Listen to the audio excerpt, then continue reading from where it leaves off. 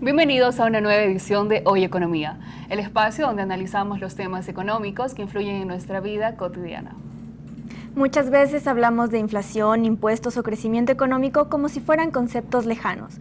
Sin embargo, muchas de las decisiones económicas que toma un Estado terminan reflejándose en algo tan cotidiano como llenar un tanque de gasolina, recibir un bono o pagar un pasaje.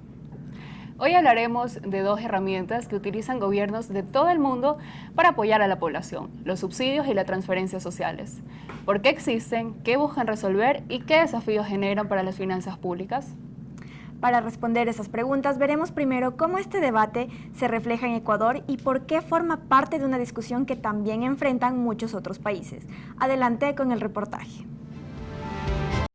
En distintos países del mundo, los subsidios y transferencias sociales funcionan como herramientas para aliviar necesidades económicas, reducir desigualdades y sostener la calidad de vida de millones de personas. Sin embargo, diversas investigaciones económicas advierten que estas ayudas también pueden generar efectos sobre el crecimiento económico, cuando alcanzan niveles elevados dentro del gasto público. Mientras las economías desarrolladas cuentan con mayores ingresos fiscales, sistemas tributarios más sólidos y una mayor capacidad de financiamiento, los países en vías de desarrollo enfrentan mayores limitaciones presupuestarias, altos niveles de informalidad y menor recaudación tributaria. Precisamente, investigaciones recientes han encontrado que el impacto de los subsidios y transferencias sobre el crecimiento económico no es siempre el mismo y depende de la capacidad de cada país para financiarlos de manera sostenible. Esto ha abierto un debate que se repite en distintas partes del mundo. ¿Cómo ayudar a la población sin comprometer la sostenibilidad económica de un país? En Ecuador, este debate ha tomado fuerza alrededor de los subsidios a los combustibles y programas como el Bono de Desarrollo Humano. Para muchos sectores, estas ayudas son necesarias para enfrentar el costo de vida y sostener actividades económicas diarias. Sin embargo, especialistas advierten que mantenerlas también generan presión sobre las finanzas del Estado, especialmente en economías con limitaciones fiscales como la ecuatoriana. Pero detrás de los debates económicos hay quienes dependen de los combustibles para trabajar. Cualquier cambio en el precio representa una preocupación inmediata. En este momento yo estoy trabajando de empleada doméstica porque realmente ya trabajar de escolar ya no representa. Entonces he buscado otro trabajo para poder salir adelante, porque ya el transporte escolar no representa con el alza del diésel. Historias como estas reflejan la importancia que tienen los subsidios para miles de personas. Sin embargo, distintos estudios económicos señalan que el beneficio social de estas ayudas no necesariamente se traducen en un mayor crecimiento económico para el país. De acuerdo con la proforma del Presupuesto General del Estado 2024, Ecuador destina cerca de 7.800 millones de dólares a subsidios. De ese total, más de 3.090 millones de dólares corresponden a combustibles. Parte importante de estos recursos se dirige a la seguridad social, bonos, pensiones y ayudas para población vulnerable. Pero el debate sobre subsidios y transferencias no ocurre solo en Ecuador. En países desarrollados como Alemania, Francia o Canadá, el gasto social representa una parte aún mayor de la economía.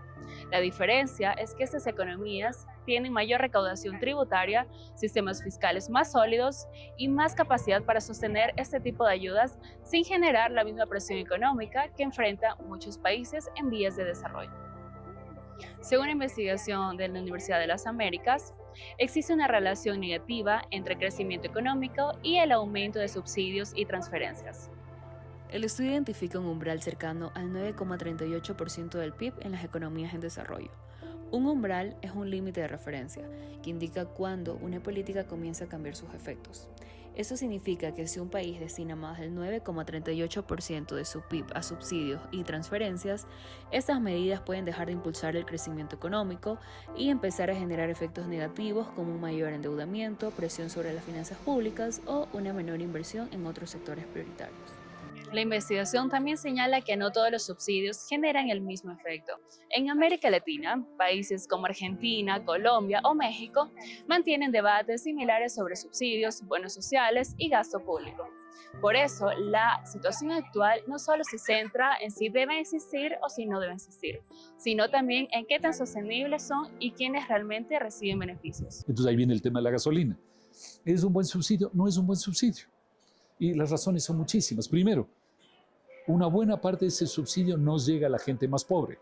Y los subsidios tienen que de alguna manera llegar a la gente que más necesita, ¿no? ¿A quién llega el subsidio de los combustibles? Llega a las clases medias y clases altas. Pero más allá del debate sobre subsidios y crecimiento económico, en Ecuador la discusión también se centra en el impacto fiscal. Cada año el Estado destina una parte importante del presupuesto a subsidios, bonos y transferencias sociales, en un contexto marcado por déficit fiscal y limitaciones de recaudación. Para varios analistas, el problema no es solo cuánto gasta el Estado, sino si ese gasto puede sostenerse en el tiempo y cómo se distribuyen los recursos públicos. Esos subsidios se pueden mantener en base a considerarlos como una inversión, porque como lo mencionaba en el análisis anterior, esto es parte fundamental, transversal de muchos sectores. Entonces, si es que logramos sustituir ciertas cosas y manejar los mejores recursos, es muy manejable así. Es lo que todos los gobiernos lo han hecho, o sea, y todo si se basa en la focalización. La investigación analizada concluye que el impacto de estas ayudas depende de la capacidad de cada país para financiarlas y de cómo se distribuyen los recursos públicos. Cuando los subsidios y transferencias superan ciertos niveles de la economía, se vuelven insostenibles. Cabe recalcar que los subsidios y transferencias siempre tienen una relación negativa con el crecimiento económico. En medio de esta discusión, los gobiernos se enfrentan a uno de los principales desafíos de la política económica contemporánea: encontrar un equilibrio entre la protección social y la sostenibilidad de las finanzas públicas. El reportaje nos muestra que hablar de subsidios no significa únicamente hablar de ayuda social. También implica analizar cómo se financian esas políticas y qué efectos pueden generar cuando forman parte del presupuesto de un país. Precisamente para entender esa relación nos acompañan Gregor Martínez y César Silva, autores de una investigación que analiza cómo las transferencias y los subsidios se relacionan con el crecimiento económico en países desarrollados y en vías de desarrollo. Bienvenidos chicos, muchas gracias por estar aquí. La primera pregunta es, ¿por qué decidieron estudiar específicamente las transferencias y los subsidios y no el gasto público en general? Muchas gracias por la apertura y el espacio. Respondiendo a tu pregunta, decidimos escoger las transferencias y los subsidios porque son una parte fundamental y representan una gran parte del gasto público. Analizar el gasto público como un conjunto puede llegar a ocultar relaciones dentro de los resultados.